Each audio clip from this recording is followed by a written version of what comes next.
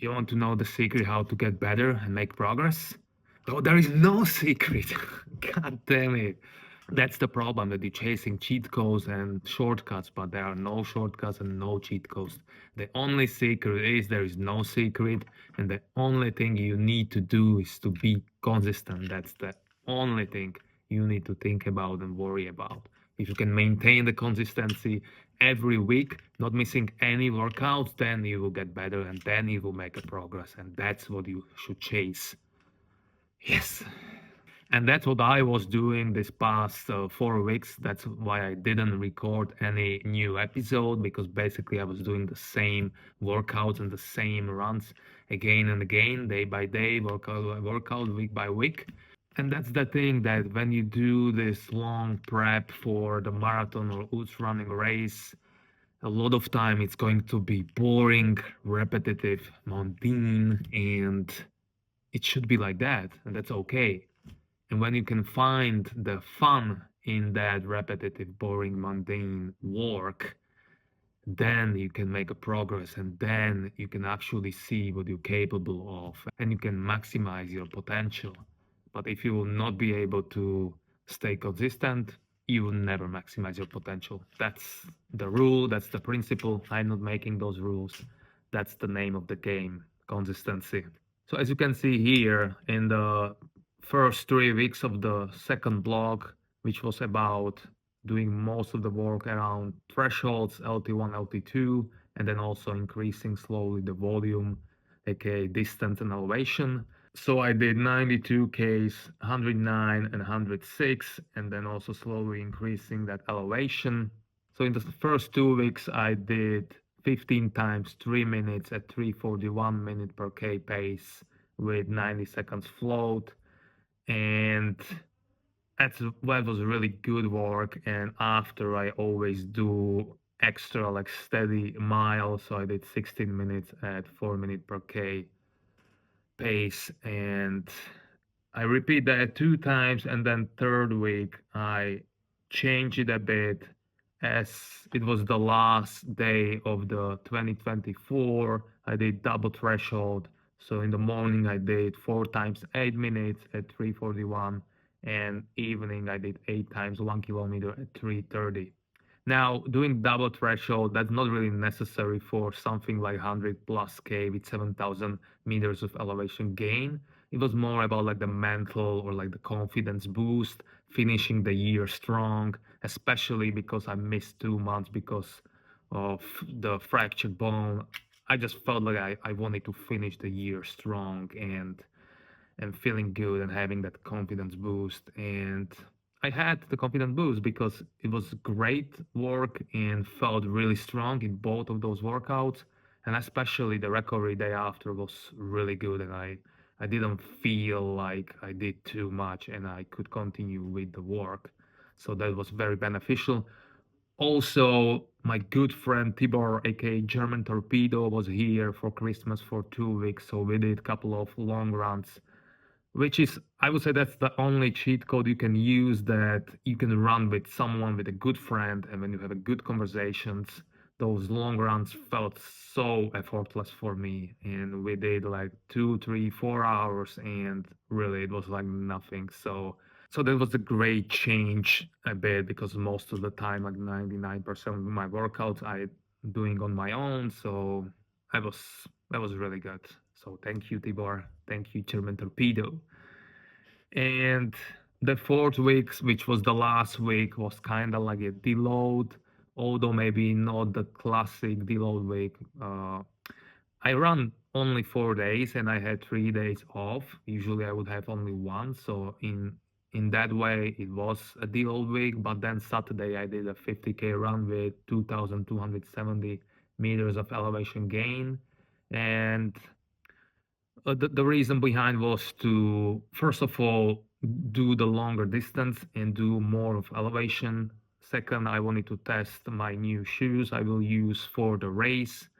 And third, I wanted to also test the nutrition, so liquid carbs and gels, and wanted to see and feel if everything is all right, especially like with the stomach. And I didn't have any GI issues until like the last 8K, although I think the bicarb was the main culprit in that because I used bicarb. I wanted to test if that makes sense for the long run or possibly for the race. And I think I will not use the bicarb for the race because it just you increasing the risk that you will have GI issues, and I think that's not what you want, especially when you run through the whole night without the sleep. You're already tired, and then you still have more hours to run. So I think I will go without bicarb. And I hit again like 94, 95 kilometers. In the LT1 work, I was doing like 2 times 30 minutes at 10% incline on the treadmill, or 60 minutes, or I did like 2 times 20 minutes plus 20 minutes, first 20 minutes 10% incline, and the second 20 minutes flat and faster. And also I did like 5 times 6 minutes flat as well, slightly faster, but still LT1. So I work on both thresholds. And LT1 is especially important because that's basically your race pace for these long ultra running races. And for something like Transgrancanaria Classics, which is like 126 kilometers, 7,000 meters elevation gain, you will be in the zone 2 and you will be in that upper zone 2 for a long time. And you want to be very efficient and very strong in that area, in that zone. So that's why I'm really trying to do a lot of workouts at that intensity. And I can feel I'm getting better, especially in this long run I did, a 50K. I was trying to push certain uphills or certain hills to to mimic maybe the race intensity I will do at the Transgrancanaria, and I could feel like I was very strong and efficient going uphill. So very pleased with that. So yeah, as I said at the beginning, the consistency is what I'm chasing every single week. I don't really care much about the overall number, like a distance or elevation. That's a secondary thing. If I can do the work every single day, if I can hit those paces I want to hit, and if I can feel that I'm making progress and I can feel that I'm able to absorb all those workouts, all that work, and I'm able to recover from it, and I can maintain the good sleep and the good appetite and good mood, then I can feel and see that I'm making progress. That's what I'm chasing every single day and every single week. I'm not trying to hit 100 miles. I'm not trying to have like a running streak like some of those influencers who are, by the way, most of the times really slow because they're chasing running streak and they're not taking any days off, which clearly is not working that well for them. But anyway, doesn't matter. So yeah, the consistency is the name of the game always. So I suggest to you, don't do hero workouts, create a training plan, follow it, analyze it, and just try to be as consistent as possible every day, every week. Don't try to do something stupid, something super cool and super big. I know it looks good on Strava, I know it looks good on Instagram or whatever, but that's not the best approach you can take. The best approach is to do the consistent good work and being consistently good rather than occasionally great. So that's what you should have in your mind every day before every workout. And then you will see after weeks and months and years, you will see that the real progress you made, and you will see that big gap you started here and suddenly you're here because you didn't stop, you didn't miss workouts. That's what we want. All right. So I finished the second block, which was around the thresholds and slightly increasing the elevation and distance and overall volume. Now we're entering block 3, which is going to be race specific, which is not about just the physiological aspects of training and running, but it's also about the details and specific demands of the race, which means, for example, running with the headlamp, running through the night or at least in the dark, and using the poles and racing or running at that intensity, testing also the not just liquid carbs and gels, but also knowing when maybe I need some more solid food or at least like the bars. So having that the right combination and knowing, okay, maybe after 3-4 hours or every 3-4 hours, I should have something solid just to be sure that later, like after 10 hours, I will not struggle with still having those gels or liquid carbs. So you should test all this in your training and you should really know exactly what you need, what you like, what you prefer. Of course, always things will go south.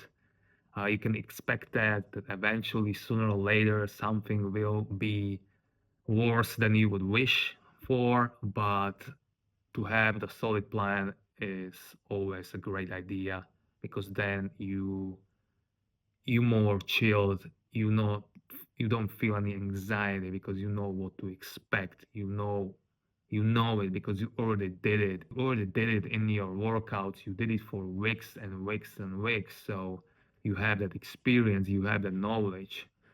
So that's going to be the main focus in block 3. And we are less than 40 days before the race. So